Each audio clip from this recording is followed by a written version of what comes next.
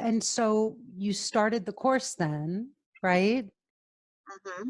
And Yeah, what was that like when you first started?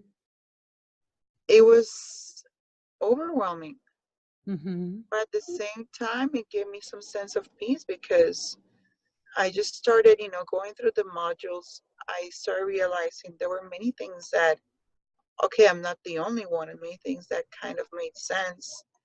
And being able to understand the frenemy, understand the naked dater, understand what I need to do in order to find somebody in my life.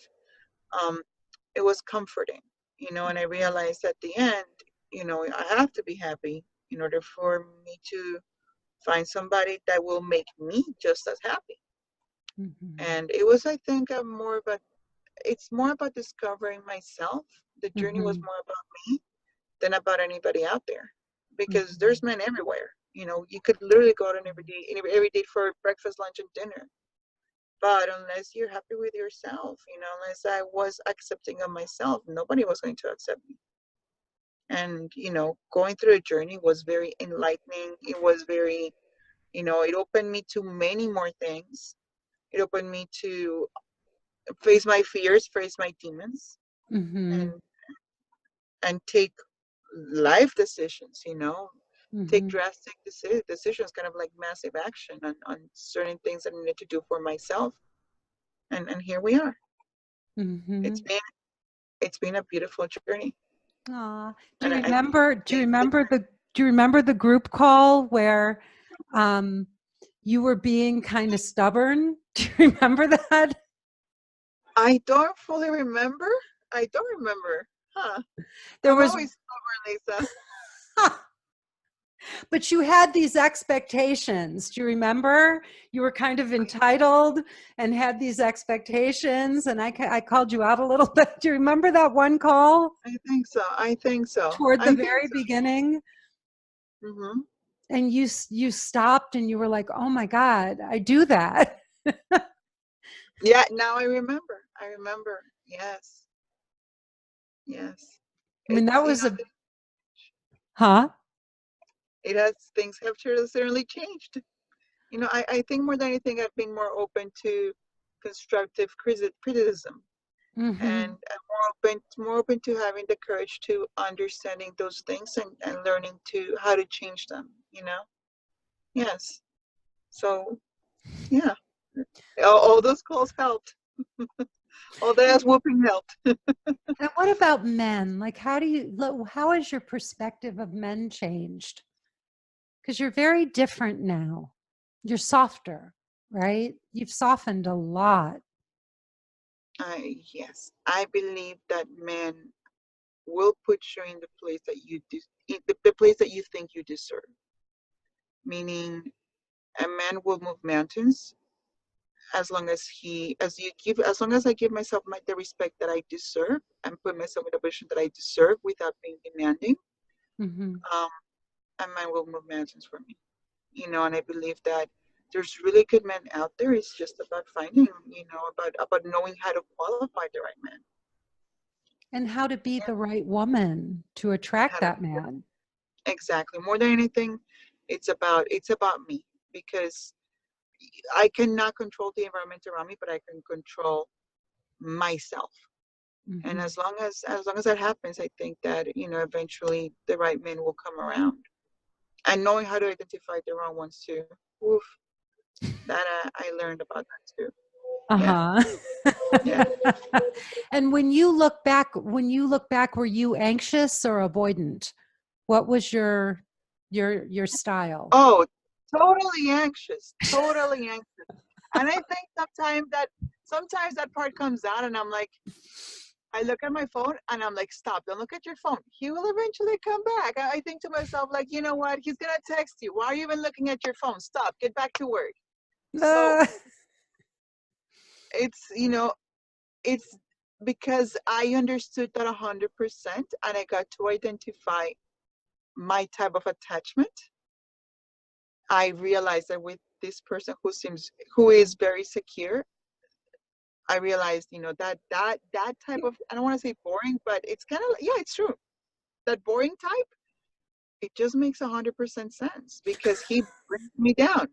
He brings me down. He brings me down to like, this comfort level where I'm 100% okay with it. So Mhm. yeah, like knowing, I think the most important part of everything has been understanding that my anxiousness can overtake my life Mhm. and how to take the power from that. Mhm. I think that's been a big part of everything. Yeah. So these have been a big 8 months. I mean, we know there's a lot of other stuff that happened, but Yes. we got you on that. I think we really got you to face what was going on in your whole life, right? And you took some dramatic action to Mm-hmm. make sure that you got yourself on track so that you could get out there and really find someone on Mm-hmm. all Yes. levels.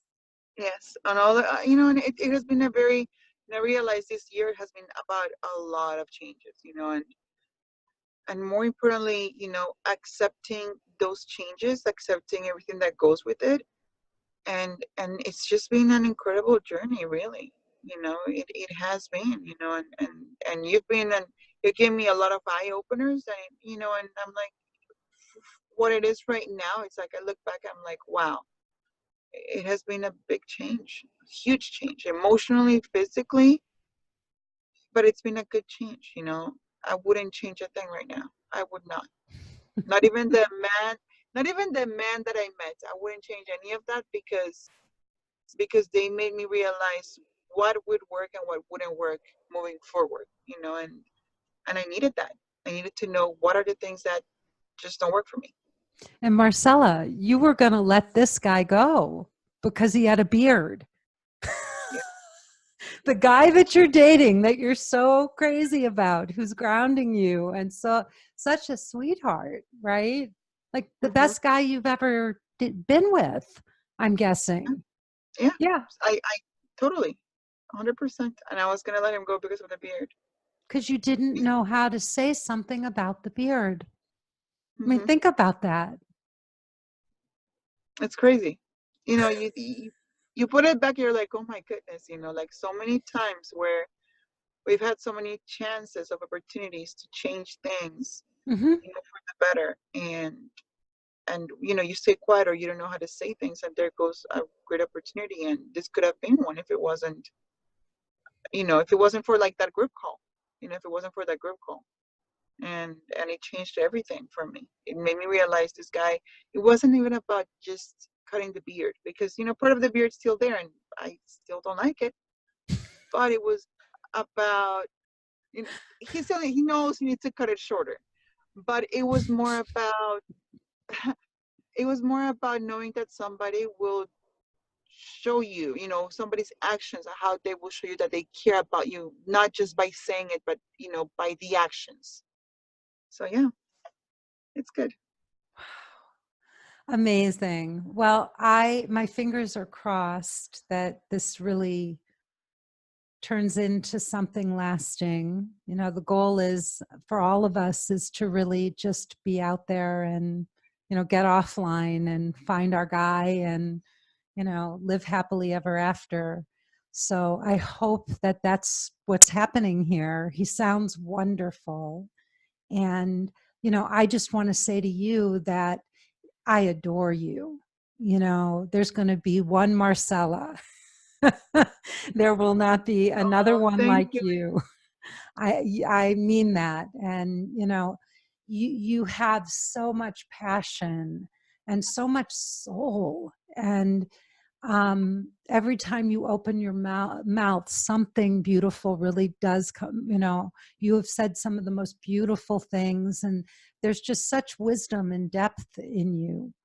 So I really want you to know that I just have cherished having you as in the group. And it's always the hardest thing for me to say goodbye and do these ending calls because I know your life and your journey are going to go on, but I care, and I hope that you'll stay in touch and Of just course. Marcela, you have like a huge place in my heart. So please know, okay, that anything you ever need, if you just, you need me for anything, I'm here for you. Okay. Thank you, Lisa. And I, thank you for everything, all your time and all your words. You have no idea how much you've changed me. oh, And this has been amazing. This really has been amazing. And you're going to hear a lot of good things from me. I promise you that, okay? I hope so.